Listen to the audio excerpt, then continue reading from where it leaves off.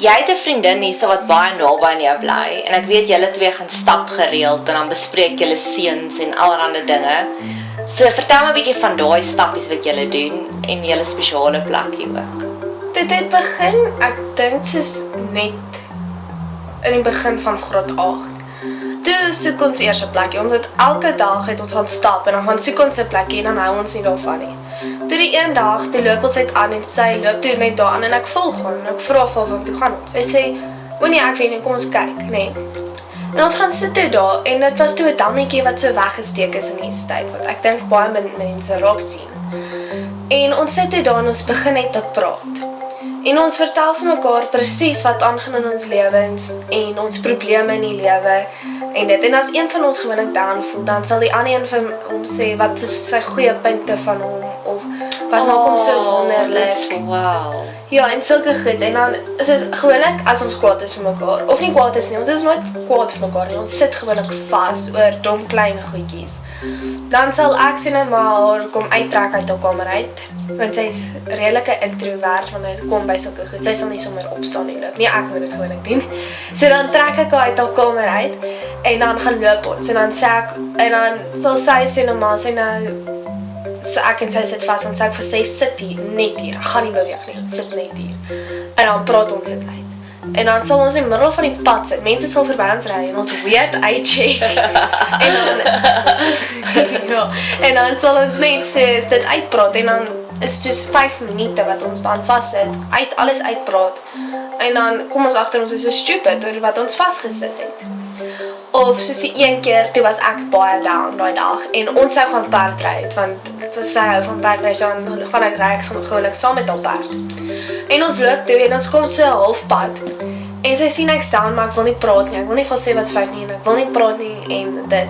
Toe sê sy, en toe gaan sit sy net in die middel van die pad, sy gaan sit net.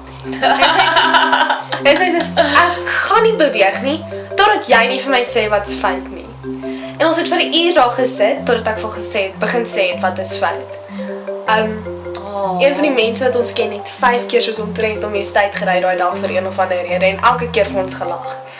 En in die einde toe sê ek nou vir haar, ek kan nie eens onthou wat dit was nie, maar sy het my beter laat voel. En sy sal jou so oplift, soos nou, hulle was op 'n graad 10 kamp.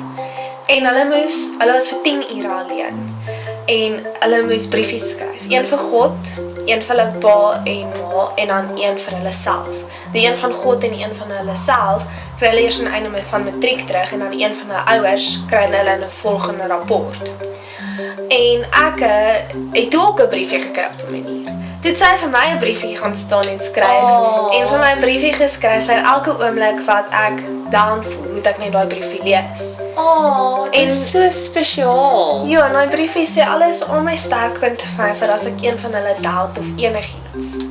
Jo, En sy is net 'n wonderlike vriendin. Ek kon nie vir 'n beter een gevra het nie. dit is so spesiaal. En dis 'n Bybelse konsep. Paulus skryf 'n hele paar keer daarvan ons moet mekaar die hele tyd bemoedig. Ons moet die hele tyd vir mekaar komplimente gee. En ek het iewers gehoor dat vir elke belediging wat ons kry, vat dit 7 komplimente om daai belediging uit te kanselleer. So sy is kosbaar, die feit dat julle mekaar so opbou. Ja. En vriendskap is uit en uit 'n hemelse konsep. God gee dit vir ons as 'n geskenkie om te sê geniet dit en geniet mekaar. Ja. En dit klink vir my verseker so.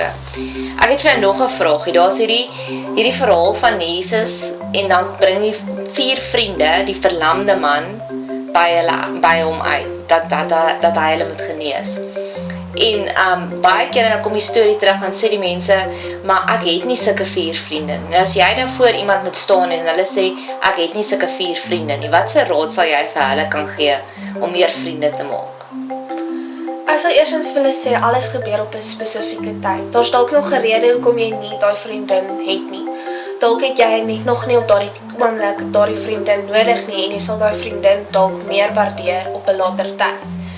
En andersins sal ek sê jy moet ook weet God se tyd en jou tyd is heeltemal anders. Jy sal verwag dat hierdie ding nou gaan gebeur, jy bid nou vir sulke vriendin, jy kry eers soos 5 jaar sulke vriendin.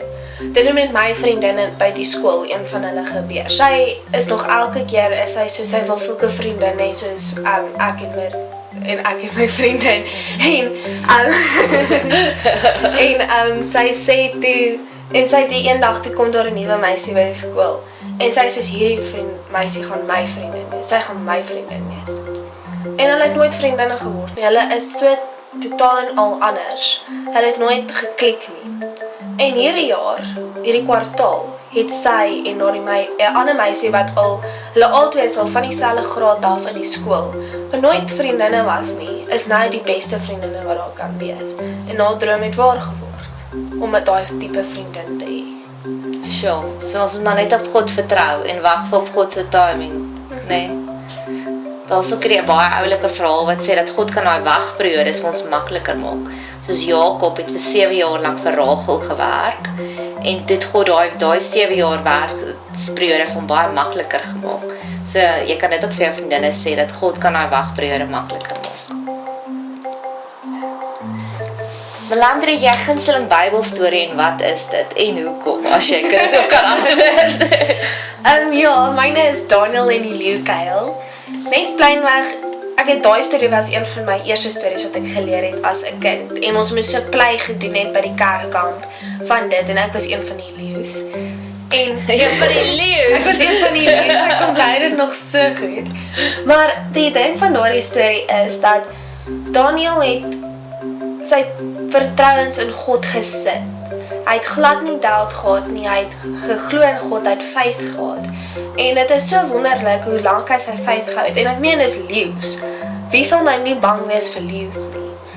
Dit is soos, dit is 'n leeu kan jou doodmaak. En hy het net faith in God gehad dat dit nie sal sleg uitdraai nie, dat dit 'n goeie einde sal hê basies. Sjoe, dit is baie waar. En ek het iewers ek het in die Bybel ook gelees dat Daniel het rustig geslaap in die leeukuil, maar die koning wat hom daarin gegooi het onrustig geslaap. En dit is een van my gunsteling gedeeltes van Daniel in die leeukuil, is dat God kan ons enige plek laat rustig slaap. Maar as God se vrede nie op jou is nie, gaan jy onrustig slaap, al slaap jy in die paleis. Ja. As jy op 'n verhoog kan staan en die hele wêreld is jou gehoor en jy kan een boodskap vir hulle gee, wat sal jy vir hulle gee? Ek sal vir hulle sê, jy is nooit alleen nie. God is elke oomblik van jou lewe by jou, al voel dit nie so nie. Jy moet net sy hand vat, want sy hand is heeltyd daar vir jou. Oh, dit is so mooi. Of 'n skoenlapper soek, soos wat jy nou gesê het. Ja. Dis baie goed. Is daar een persoon in jou lewe wat 'n baie groot inspraak gemaak het in jou geloofslewe? Tanya Del, my sielkundige, Ja, wat my gehelp het en jy. dankie. Wat het Tanya Adel vir jou geleer? Kan jy ietsie spesifiek onthou? Ek het vir gesê, ek het vir iets gevra, kan nie onthou wat nie. En toe, haar antwoord was nie nee of ja of dalk of dit nie. Haar antwoord was, sy het vir my 'n foto gewys. Hulle was op 'n vrouekamp, van godsdienstige vrouekamp. En sy het vir my soos 'n foto gewys. En sy het gesê terwyl hulle op die vrouekamp was, hulle het so vir God gevoel. En hulle het heeltyd om gevoel en het iemand foto's geneem. En in die foto's hulle almal rondom 'n kampvuur, maar net voor die vuur, net so bietjie voor dit. Jy kan sien as 'n 3-dimensionele persoon. Is daar so helder figuur, maar hy's so blurry. Maar is 'n helder figuur en jy kan dadelik sien dis Jesus. Ek weet nie om dit te verduidelik nie, maar jy kan dadelik sien. Wow, jy het die foto gesien. Ja. Eeuw, dis special.